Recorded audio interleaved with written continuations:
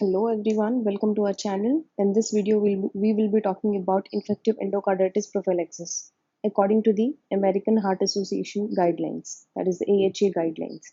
So, what other cardiac conditions in which IE prophylaxis is recommended? Basically, what is infective endocarditis?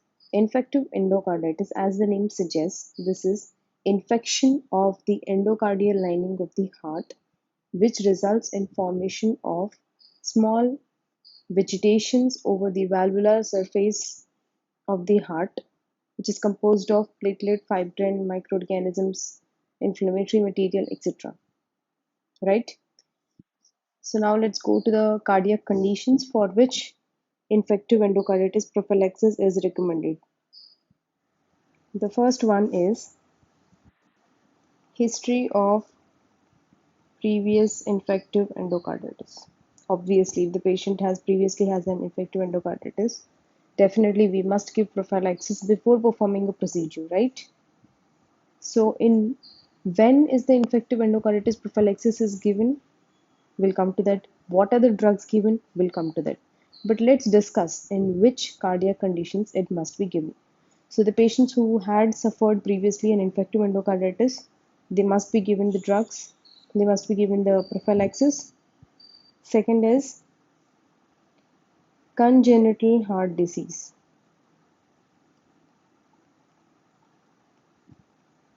Right? Under the congenital heart disease, we have again three sub points, that is, if unrepaired congenital heart disease is present, or completely repaired congenital heart defect with prosthetic material or device during the first 6 months after the procedure, with prosthetic material or device during first 6 months after procedure. Third point is, if the congenital heart disease is repaired, the ones who have residual defects, in those conditions the prophylaxis must be given. That is, repaired congenital heart disease with residual defects. This residual defect might be at the site of the prosthetic device due to which inhibits the endothelialization. That is, at site of prosthetic device. This is just for the understanding, which inhibits endothelialization. Right? Third point is patients with prosthetic cardiac valve or prosthetic material used for cardiac valve repair. That is,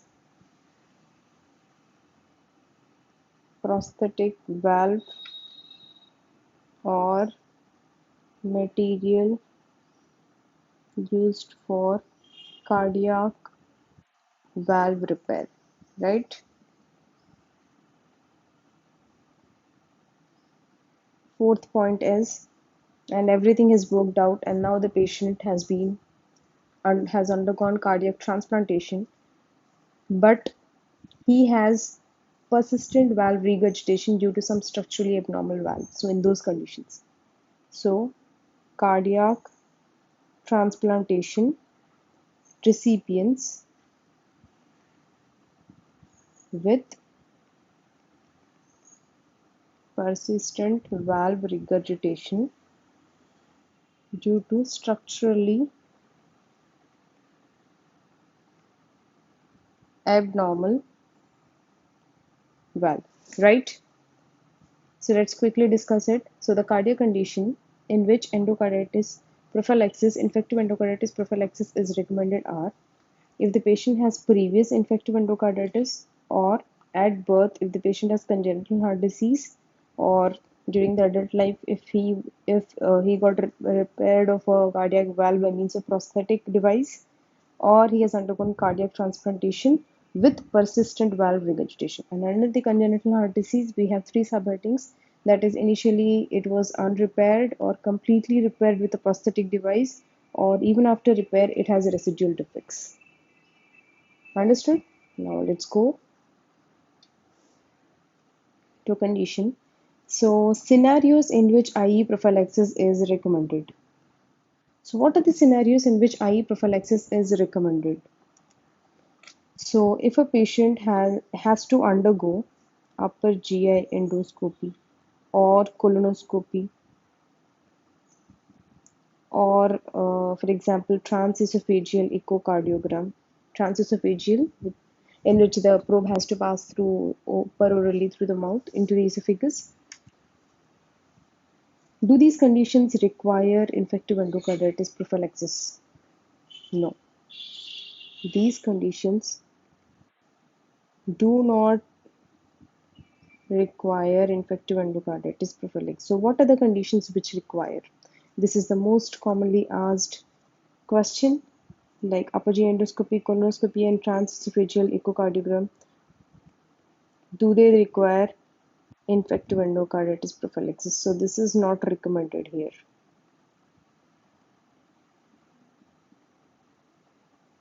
So what is the condition in which it is recommended? All dental procedures require. Do all dental procedures require IEP prophylaxis? Yes. And who that involve manipulation of gingival tissues or periapical region of teeth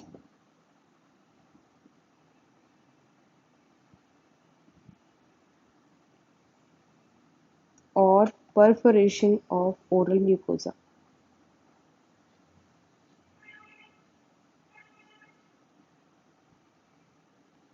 So only this is the condition which requires infective endocarditis prophylaxis, and these do not require infective endocarditis prophylaxis. Is that clear? So all the dental procedures in which there is oral perforation of the oral mucosa, or there is manipulation of the gingival tissues or the periapical region of the teeth. So what are the regimens for a dental procedure? Regimens are, we can give oral amoxicillin 2 grams, and who are unable to take oral medication, we can give IV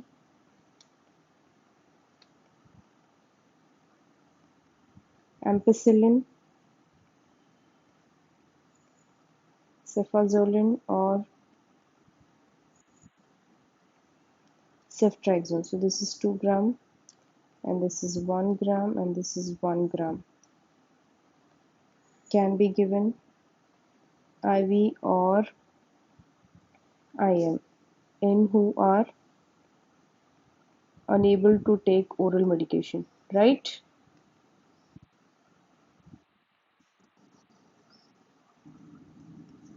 So what about the patients who are allergic to penicillins?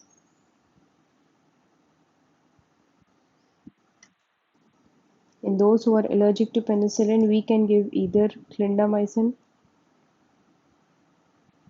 or 600 milligrams, azithromycin or clarithromycin,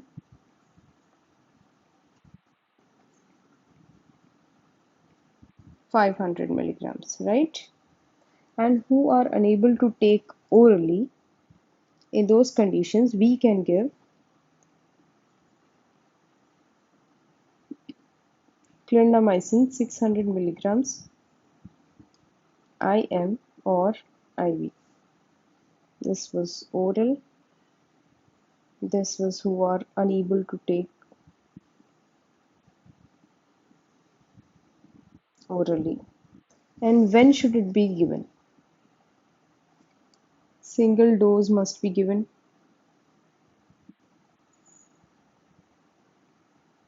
So before a dental procedure, only oral amoxicillin if the patient is alright, young male with young male or female without any allergic conditions and can take orally, we can give just a plain oral amoxicillin of 2 gram. And it has to be given just one single dose, and that too 30 to 60 minutes, that is half an hour to 1 hour before the procedure.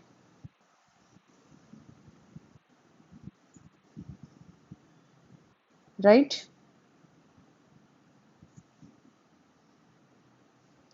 Now let's quickly revise again.